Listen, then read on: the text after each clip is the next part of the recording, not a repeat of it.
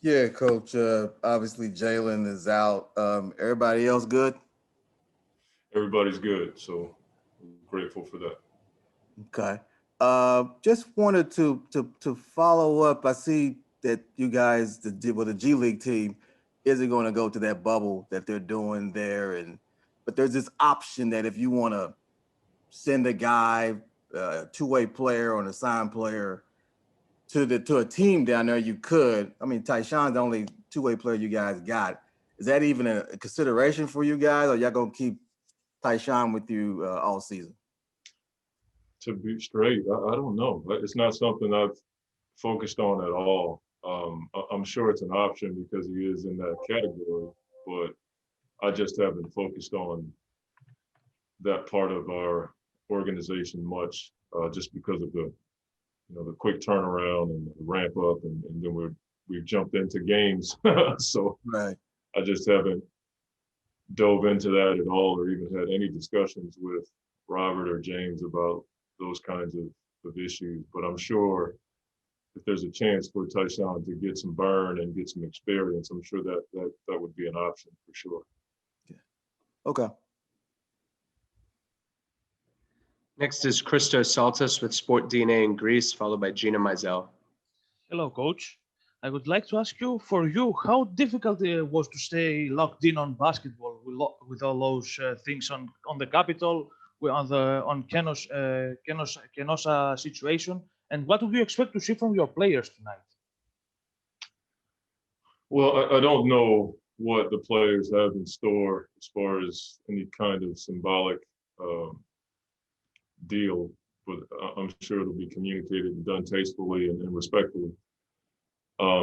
As for me, I have to be able to, you know, do a lot of stuff at one time. And so while my mind is on the state of our country, the state of our government, and how it affects children and different groups in our country, I also have a job to do.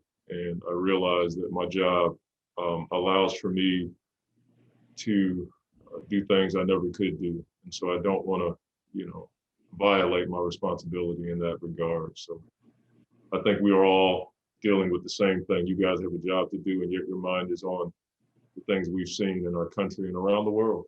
We deal with stuff every day. Everybody does. So I'm no different.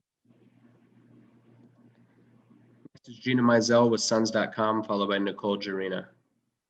Hey, Monty. I know defense obviously has been such a focal point for you guys, not just this year, but since you became the head coach. But a couple days ago, when we were talking with Jay, he mentioned that being the number one defense in the NBA is a goal of his or of the team's. So I'm curious, is that something that you guys set during training camp or talked openly about? Is that something that the players kind of concocted? Is that an individual thing? I'm just curious if that's a goal that's been set explicitly as a team. Well, I think anything you do, you want to be the best at it. Most people in our business, you're so careful with your words because you don't want the repercussions to come later on. But I think it's a goal for us to be the best defensive team that we can possibly be. And that potential is number one. And we've shown that we can do that.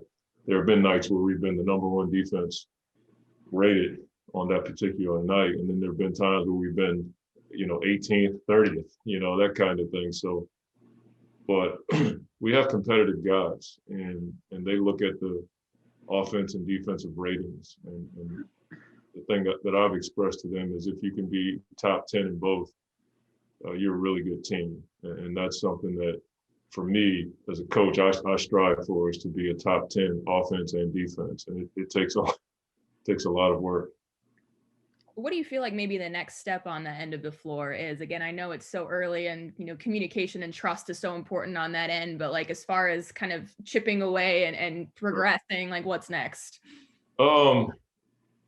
Probably just understanding appropriate helps. Mm-hmm. That's something that we're getting better at. Usually in the first half, we're so jacked up to get a stop. Sometimes we overhelp. And you can give up a three in the corner or something like that. And then just finishing your defense with a rebound.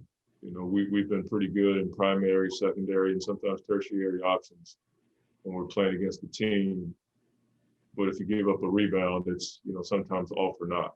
And so we want to be a team that, rebounds a great percentage of shot attempts.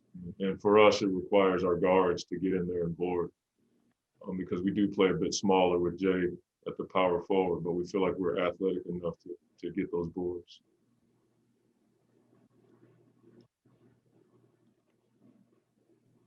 Next is Nicole Jarina with Tab Deportes in Puerto Rico, followed by Dwayne Rankin.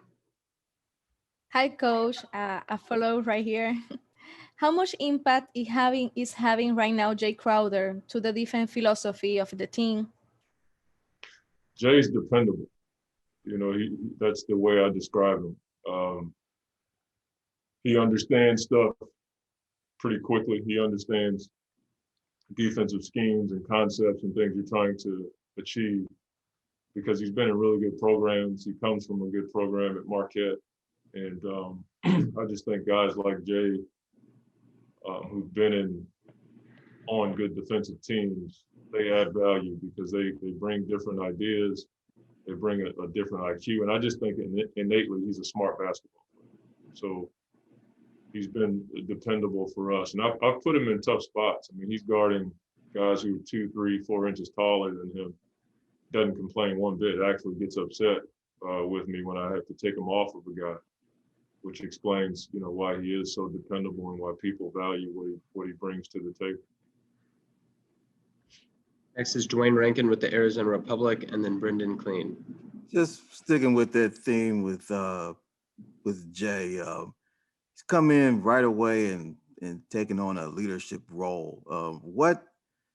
How does that happen when a guy that has only been with the team for, say, I guess it would be a month now, that can come in and him be part of that leadership group, which it seems like it's him, Devin, and Chris?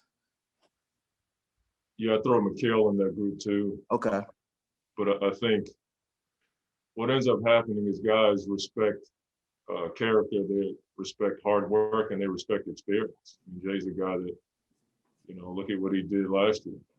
He's a guy that played on the highest level, and he's played in a number of playoff games.